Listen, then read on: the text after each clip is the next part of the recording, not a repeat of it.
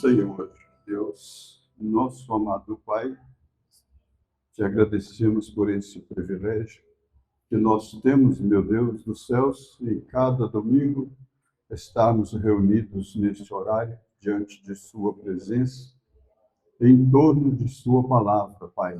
Nós viemos aqui para adorar o Senhor na beleza de tua santidade, e o nosso desejo está crescendo cada vez, meu Deus dos céus, na estatura do varão perfeito, Pai. No nome de Jesus Cristo, toma sob o teu controle toda a direção deste culto, Pai. Já temos sido ricamente abençoados com os louvores que já foram entoados a Ti. E agora, Pai, com a ministração de Sua palavra, rogamos a Ti, ó Deus, que o Senhor tenha, Senhor, a plena liberdade, Pai, para nos falar, meu Deus dos céus, da maneira que o Senhor desejar falar. E que não somente nós, Senhor, aqui sejamos abençoados, mas todos, ó Deus, que no potencial, Senhor, estarão, Senhor Deus, ouvindo a mesma mensagem, e os seus corações possam estar rejuvenescendo cada dia mais. Cada pessoa que ouvirão, Senhor, através da internet, Pai. Abençoe a todos, meu Deus dos céus. Que haja paz e harmonia nos lares, nas vidas, nas famílias. Ó Deus, nas igrejas, meu Deus dos céus. Pai querido, nós te pedimos estas tuas santas e gloriosas bênçãos, ó Deus. No nome do Senhor e Salvador, Jesus Cristo. Amém, Senhor. Deus continue abençoando a todos, no nome do Senhor Jesus Cristo. Pediria aos irmãos, aqueles que puderem se colocar em pé, nós vamos ler a Escritura em Efésios, capítulo 4, Efésios, no capítulo 4. Graças a Deus. Vamos a partir do versículo 4. Efésios 4, e a partir do versículo 4.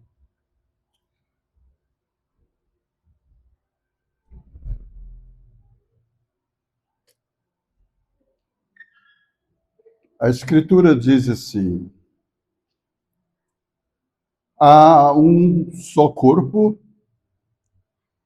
e um só Espírito, como também foste chamado em uma só esperança da vossa vocação.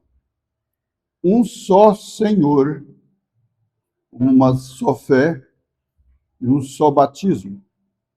Um só Deus e Pai de todos, o qual é sobre todos e por todos e em todos. Senhor, tua palavra foi lida. Pedimos que o Senhor vivifica a mesma no mais profundo dos nossos corações. Teremos um assunto tremendo, maravilhoso, que todos nós necessitamos, meu Deus dos céus, de assimilar cada palavra. Possui, ó Deus vivo, a atenção de cada irmão, de cada irmã. Unge os nossos ouvidos, ó Deus, e unge os nossos corações para receber o que de tua parte nos será oferecido nesta hora, no nome do Senhor Jesus Cristo. Amém. Deus continue abençoando a todos.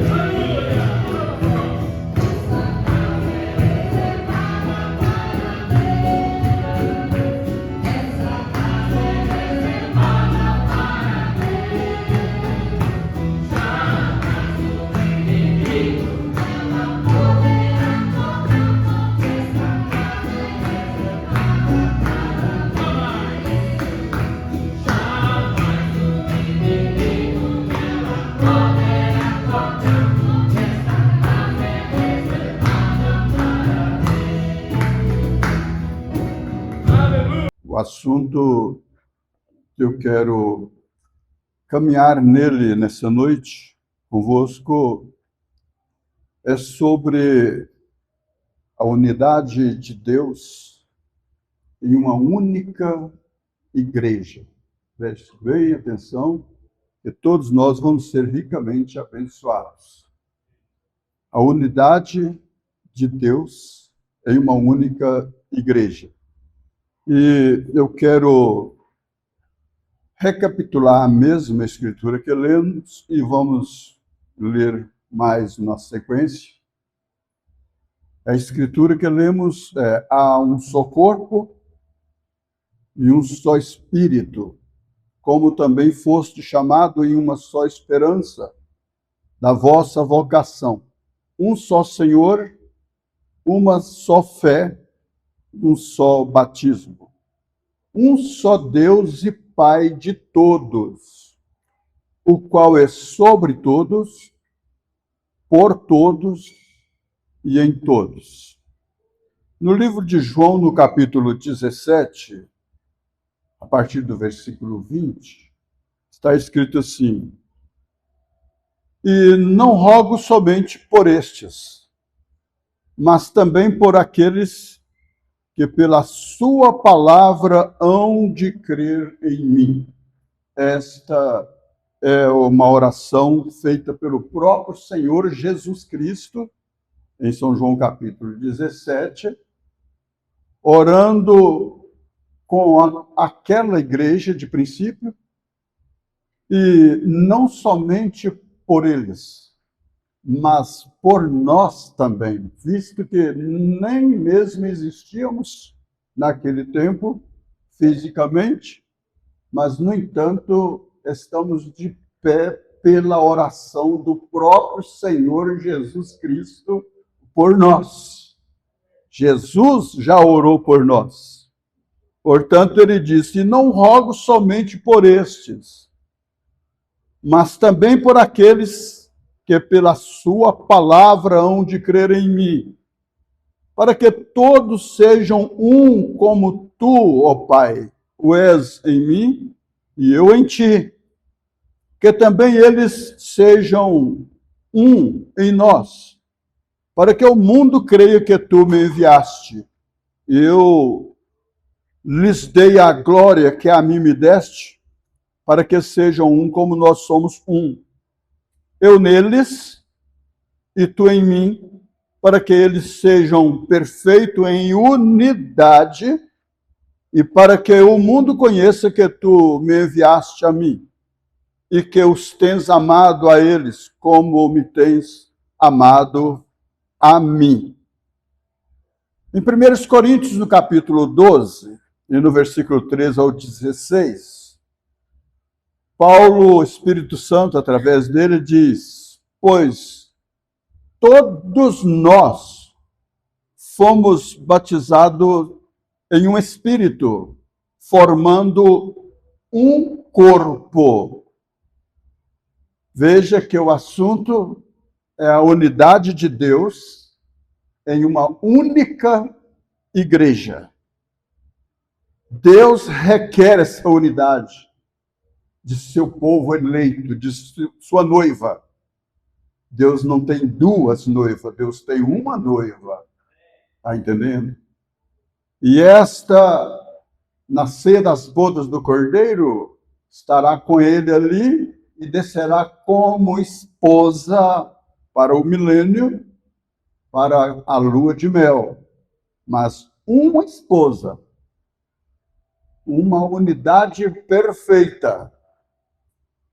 Então, pois todos nós fomos batizados em um espírito, formando um corpo, quer judeus, quer gregos, quer servos, quer livres, e todos temos bebido de um espírito, aleluia, porque também o corpo não é um só membro, mas muitos. Se o pé disser, porque não sou a mão, não sou do corpo, não será por isso do corpo? E se a orelha disser, porque não sou o olho, não sou do corpo, não será por isso do corpo? Então, vivemos um tempo de divisões, mas Deus está trabalhando para uma unidade. Nós nunca podemos esquecer que a noiva do Senhor Jesus Cristo subirá unidos. Não pense que não seja. A igreja de Jesus Cristo subirá unidas. Vivemos em um tempo de divisões familiares. As pessoas que mais deviam estar unido de corpo, espírito e alma um com o outro, são as famílias. Mas o diabo tem conseguido dividir as famílias. Não é o Espírito Santo, mas é guerra, nós estamos em uma guerra. Então, desde que Satanás guerreou no céu e perdeu a batalha e veio para a terra, então, desde o jardim do Éden, vemos então divisões em família. Começou lá com Caim e Abel, Caim matando Abel. Divisões ministeriais. Divisões doutrinárias. Mas Deus nunca teve vários corpos. Pense bem nisso. Nós somos um povo muito bem instruído pela palavra, pela graça de Deus. Agora, isso devemos dar lugar ao Espírito Santo para penetrar no mais profundo da nossa alma, para que possamos deixar que o Espírito Santo nos molde e nos coloque na posição dessa unidade. Porque Deus nunca teve vários corpos. Deus sempre teve um corpo. Ele pode ter muitos membros, sem dúvida, mas a igreja é uma só. Não importa essa unidade no espírito, essa unidade da igreja, da noiva, não quer dizer que todos têm que estar em um mesmo lugar. Está entendendo? Portanto, esta mensagem, os eleitos desta mensagem, está espalhado no mundo inteiro. No mundo inteiro. Então, essa unidade é em Cristo, unidade na palavra. Pense bem nisso. Então, ele pode ter muitos membros, mas a igreja é uma só. A igreja é uma só. Lamentável que chegaram até a perguntar para o irmão Brano, assim, que, irmão Brano, a noiva de Jesus Cristo terá que estar em um só lugar para o arrebatamento? Ele disse, sim. Só que este lugar é em Cristo Jesus. Este lugar é na palavra. Pense bem nisso. Então, foi o que nós lemos aqui em Efésios capítulo 4, no versículo 6, recapitulando, Efésios 4. Há um só corpo e um só espírito, como também foste chamado em uma só esperança da vossa vocação. Um só Senhor, uma só fé e um só batismo. Um só Deus e Pai de todos, o qual é sobre todos na criação, por todos na cruz e em todos desde o Pentecoste, o Espírito Santo na igreja. Pense bem nisso. É muito profundo, isso é maravilhoso. Então, vejamos que há um só corpo e um só espírito. E observe, um só corpo, disse Paulo, um só espírito, uma só fé e um só batismo. um só Deus e Pai, a unidade começa em Deus. Deus não é dividido. Logo, seu corpo não pode viver em divisão.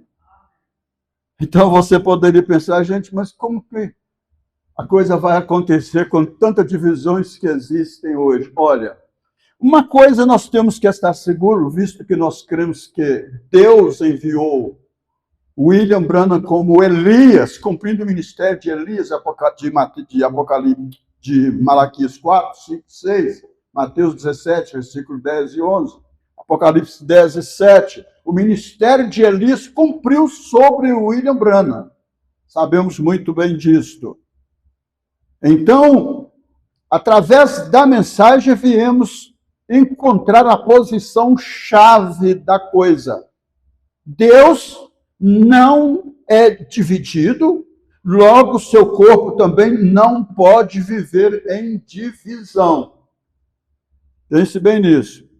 Em João capítulo 17 foi a oração de Jesus, para que todos sejam um. Todos sejam um. Não importa se está na África, nos Estados Unidos, no Japão, ou qualquer lugar no mundo. Por isso que nós precisamos de ter cuidado, de ter o zelo, de não estar lançando sombra, que tem pessoas que às vezes pega o controle e qualifica grupos. Grupo, como virgens nércias. Está entendendo? Ninguém tem o direito de fazer isto. Eu sei que haverá muitos pastores que vão ouvir isso que eu estou falando. Está entendendo?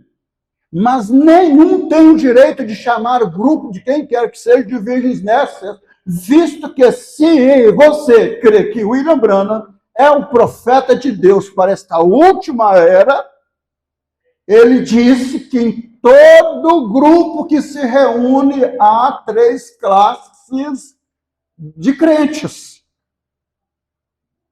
Como que eu vou chamar a igreja do fulano de tal de virgens nércias? Se em todo grupo que se reúne tem 3 classes de crente, então tem as virgens prudentes ali. E Deus tem compromisso exatamente com essas virgens prudentes. A noiva de Jesus Cristo são as virgens prudentes. É um povo tirado dentre outro povo. É claro que, infelizmente, terá que ter alguém algum dia que ficou para trás para dar notícia um para o outro. Oi, irmão, ainda que com lágrimas nos seus olhos. Você ficou sabendo que lá na Palestina tem 2 profetas pregando lá na Palestina? Porque o irmão Branham disse, eu estou dizendo com lágrimas em seus olhos, porque o profeta disse, se algum dia alguém disser que lá em Israel, lá na Palestina, tem 2 profetas pregando, ele pode dizer, perdi o meu arrebatamento. Porque a noiva de Jesus Cristo não estará aqui quando os 2 profetas de Apocalipse capítulo 11, as 2 testemunhas, estiveram lá na Palestina pregando. Não, a noiva não está aqui mais, não. São os que vão ficar para trás que vai saber disso. E tem uma coisa por conta. Não quer dizer que seja denominacionais, não.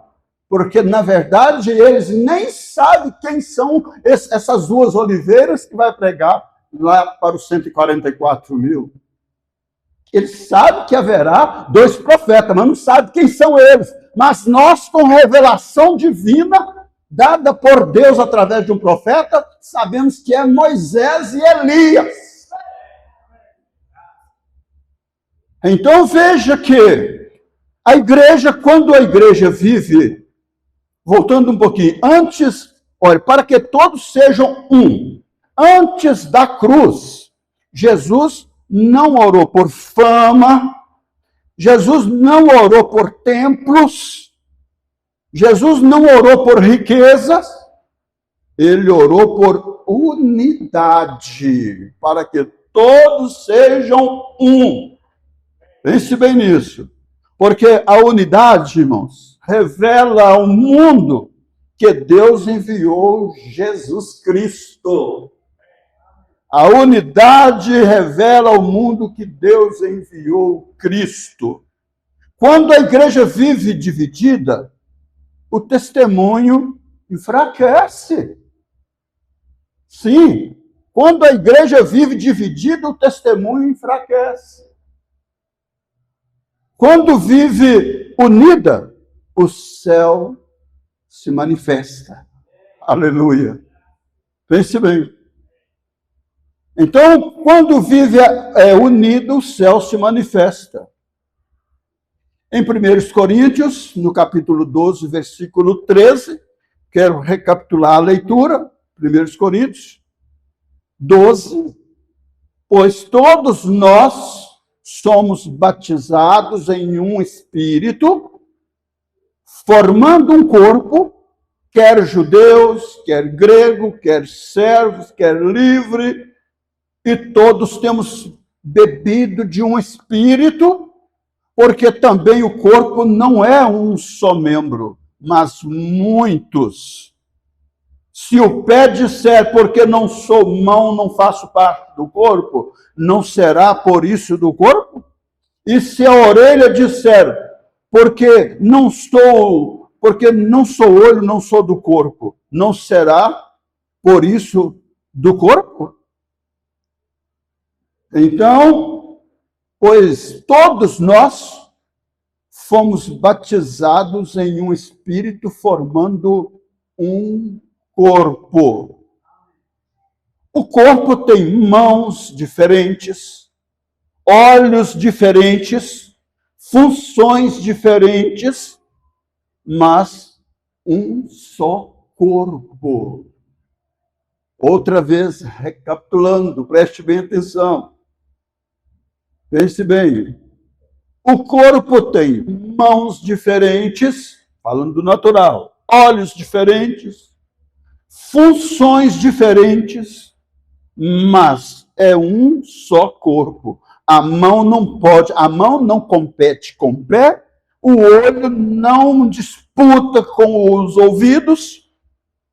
Cada membro tem sua posição, cada ministério tem sua função. Então, por que vamos brigar um com o outro? Por que vamos viver em discussão um com o outro? Visto que cada homem, cada pastor que Deus tem levantado, ele tem compromisso com os seus diante de Deus. É uma família. É como no natural. Cada família, cada homem casado que tem seus filhos, tem seu lar, você é responsável pela sua família. Você não é responsável pela família do outro. Você é responsável pela sua família. Se tratando da igreja, cada pastor é responsável diante de Deus pelo seu povo, aqueles que Deus tem confiado a eles. Pense bem nisso. Então, por que vamos brigar um com o outro? Pelo contrário, vamos lutar pela unidade um com o outro. A mão não compete com o pé. O olho não disputa com os ouvidos. Cada membro tem sua posição. Cada ministro, cada ministério tem a sua função. Unidade não é uniformidade. Unidade não é uniformidade. É harmonia na diversidade. É harmonia na diversidade. Somos membros uns dos outros, nós precisamos uns dos outros. Não há ninguém melhor do que ninguém. Nem a ponta do dedinho, mindinho do pé. Não é tão inferior aos olhos. Não é tão inferior à boca. Não, faz parte do mesmo corpo. Deixa você pisar em um espinho. O primeiro que grita é a boca. Ai! Veja isso. Isso mexe. Está entendendo? Então não temos que estar jogando pedra um no outro. Isso aqui o Espírito Santo está nos advertindo para que nós, como igreja, uma partícula da igreja do Deus vivo, devemos ter mais unidade um com o outro, mais amor um para o outro. mas fidelidade um para o outro, responsabilidade de orar uns pelos outros.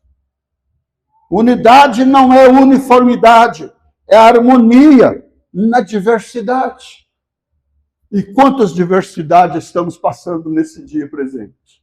Diversidades de todos os tipos. Se houve um tempo que nós precisamos uns dos outros, é nessas adversidades que está acontecendo. Nos lares, enfermidade nos lares, enfermidade espiritual na família, nos filhos, netos. Tudo isso é diversidade.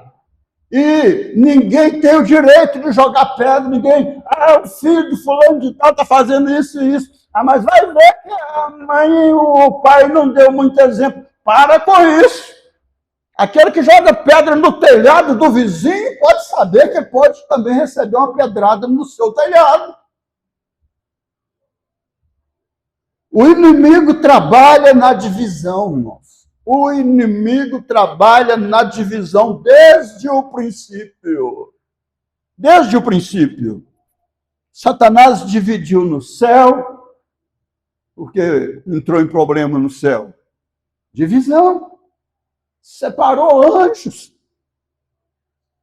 Portanto, quando ele foi derrubado para baixo, foi derrubado carregando um monte com ele também. Demônios por todos os lados. Então, veja, desde o princípio, Satanás dividiu no céu, dividiu no Éden. Primeiro passo que ele fez, além de trazer o pecado, que foi morte espiritual, trouxe uma religião falsa, cobertura.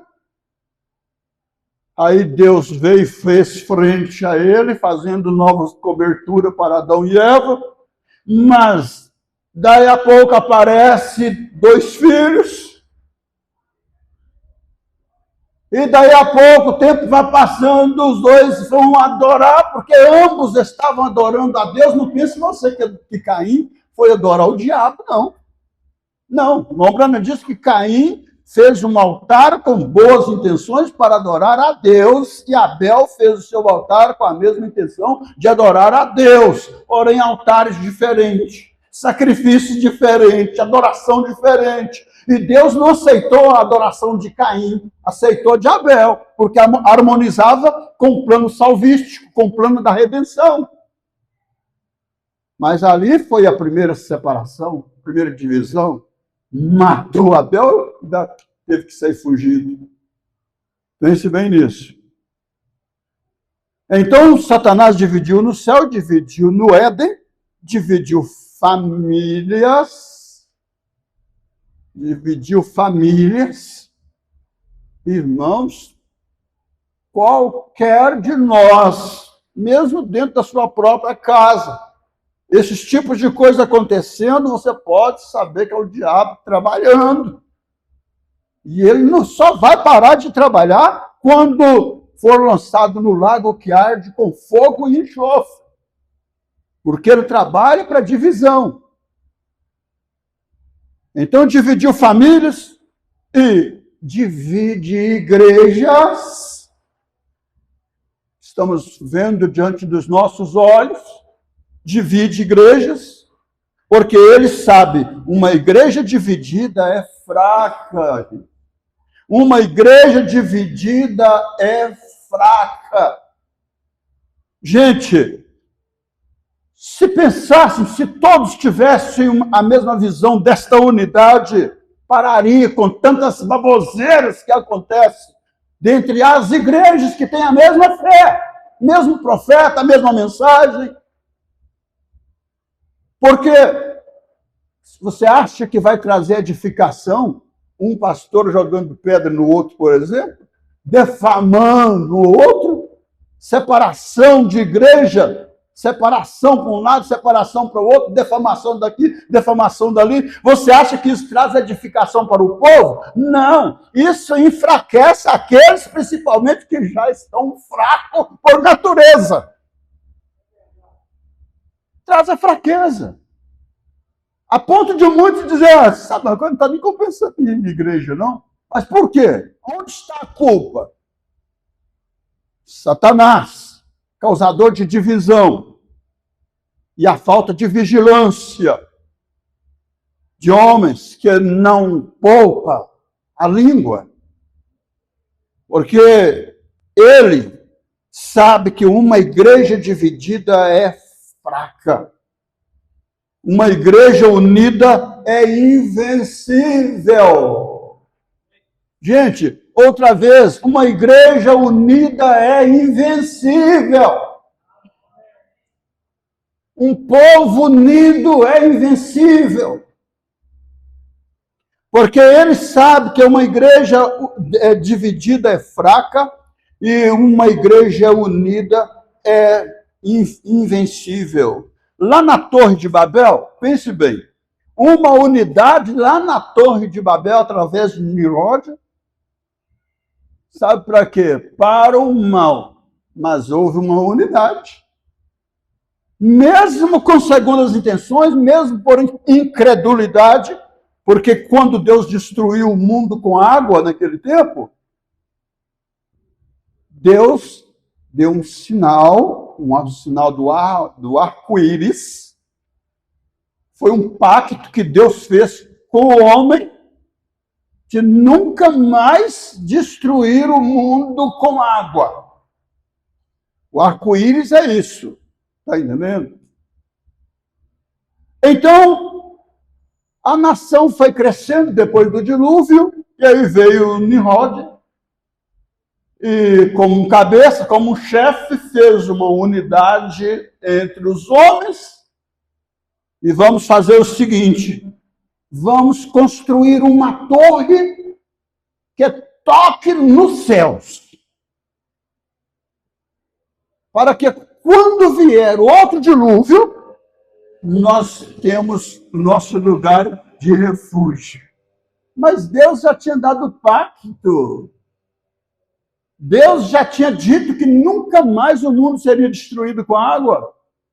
Mas a incredulidade ainda levou eles a fazer uma união, uma unidade, e aquela unidade fez com que a torre fosse a tal altura que chegou no ponto que Deus teve que mudar a língua do povo. E um não entendia mais um ao outro. Está entendendo?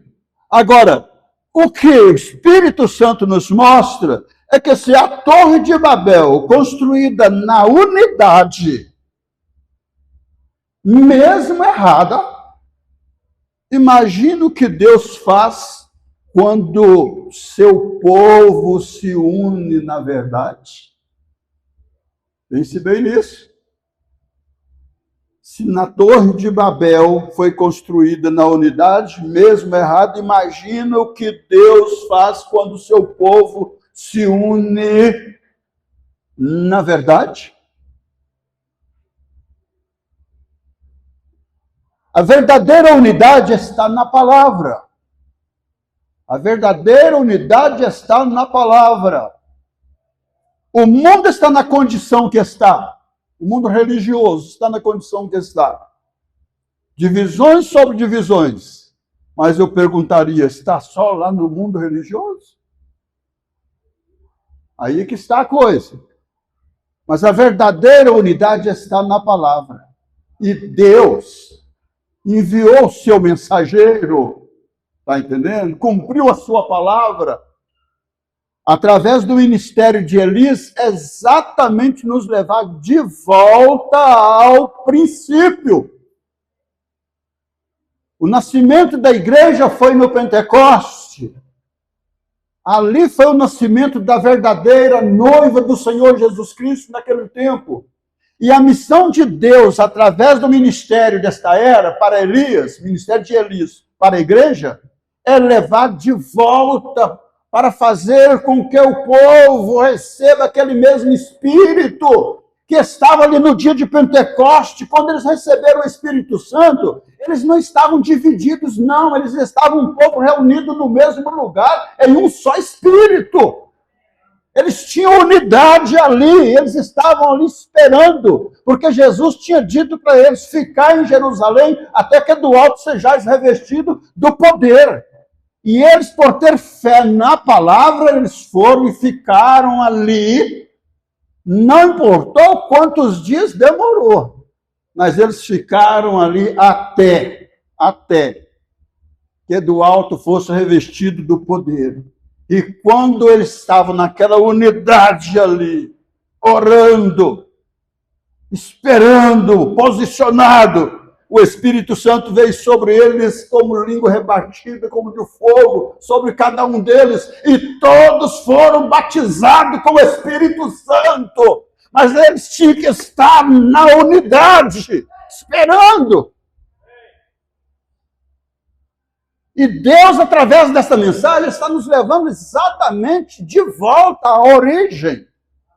Agora, se o mundo está formando uma unidade ecumênica, união ecumenical, pense bem, e trabalhando exatamente contra esta unidade da palavra, mas todos eles estão trabalhando em uma unidade, tentando formar um corpo, e vão formar, sem sombra de dúvida. O Concílio Mundial de Igreja está chegando. Mas tem uma coisa, o Espírito Santo também está unindo a sua noiva. Não preocupe com o grupo A, com o grupo B, com o grupo C, um aqui, outro lá em tal lugar, outro lá em tal lugar, outro lá em tal lugar. Em cada lugar, Deus tem um povo que pertence a esta noiva de Jesus Cristo. E Deus tem compromisso com estas sementes eleitas. Aleluia. Então, a unidade, a verdadeira unidade está na palavra. Unidade não é união política, não é união social, não é união emocional, é união na palavra. Que todos sejam um, Pai, como nós somos um. João 17. Quando todos se alinham à palavra, a unidade é espiritual. Não é nem unidade de comes e bebe, festa. É muito bom essa unidade, tal, de ter momentos bons de comes e bebe, de festa, de louvores, e assim, de sorriso, e tal. Isso é maravilhoso. Mas a verdadeira unidade é na palavra. Vamos ver se esta unidade, se nós estamos no mesmo espírito. Porque o Espírito Santo está nos levando a esta unidade. Todos nós batizados no mesmo Espírito. Quando todos se alinham à palavra, a unidade espiritual. Cristo é o centro. Efésios 2, 19 e 20. Assim não sois estrangeiros, nem forasteiros, mas concidadãos dos santos e da família de Deus, edificados sobre o fundamento dos apóstolos e dos profetas, de que Jesus Cristo é a principal pedra de esquina. Então, Cristo é o centro. A palavra é o fundamento. Por isso que nós temos que estar no fundamento dos apóstolos e dos profetas. O Espírito Santo é o vínculo com a palavra. A unidade atrai a glória de Deus. A unidade atrai a glória de Deus. No Pentecoste, Atos 2. Estavam todos reunidos no mesmo lugar, quando de repente veio do céu um som veemente, impetuoso, e encheu toda a casa. Mas tinha unidade entre os irmãos. Tinha unidade entre a igreja. Deus tinha liberdade no meio do povo por causa da unidade deles. Estavam todos reunidos, unanimidade. no mesmo lugar. Então o Espírito Santo desceu. A unidade prepara o ambiente para o sobrenatural. Por isso que o irmão Brana disse, nós somos criadores de atmosfera, gente. Nós somos criadores de atmosfera. Dentro da sua própria casa. Há momentos que, como diz a expressão, pau está quebrando.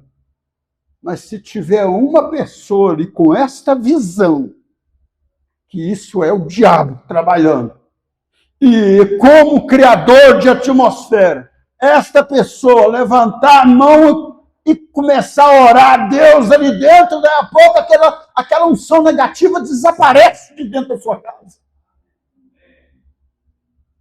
Desaparece de dentro da sua casa. Aquela briga de filhos ali acaba. Unidade prepara o ambiente para o sobrenatural atuar. Conclusão aqui, um só Deus, um só Espírito, um só corpo, uma só noiva. Ele não tem duas noivas, Deus está preparando uma igreja unida, irmãos. Deus está preparando uma igreja unida, sem mancha, sem divisões, sem rivalidade, cheia de amor. Cheia de amor. Você poderia dizer, mas irmão, mas não existe isso mais não. Tem que haver, porque Cristo tem uma noiva. E esta noiva tem que ter essas qualidades aqui, ó. Que eu tenha a graça de Deus de fazer parte desta noiva. E você pode dizer a mesma coisa, que eu tenha a graça de Deus de pertencer a essa noiva. Deus está preparando uma igreja unida, sem manchas, sem divisões, sem rivalidade, cheia de amor. Isso que Ele está fazendo. Trabalho dele para essa hora. E exatamente no entardecer, na última hora, na última era da igreja, no entardecer, com a última mensagem, a última advertência. Então, encerrando aqui, eu vou voltar em Efésios, outra vez, em Efésios 4, encerrando, porque tenho mais outro culto dentro da mesma linha. Eu quero parar, então, por aqui. Olha aqui. Há um só corpo e um só Espírito, como também foste chamado em uma só esperança da vossa vocação. Um só Senhor, uma só fé, um só batismo, um só Deus e Pai de todos, o qual é sobre todos, por todos e em todos. E Jesus nos deu essa condição, porque Ele orou por mim, Ele orou por você. E não rogo somente por estes, mas também por aqueles que pela sua palavra hão de crer em mim. Aleluia. Para que todos sejam um, como tu, ó Pai, o és em mim e eu em ti. Que também eles sejam um em nós, para que o mundo creia que tu me enviaste. Deus possa selar esta mensagem nos corações de todos os ouvintes desta mensagem. No nome do Senhor Jesus Cristo. Vamos fazer uma oração?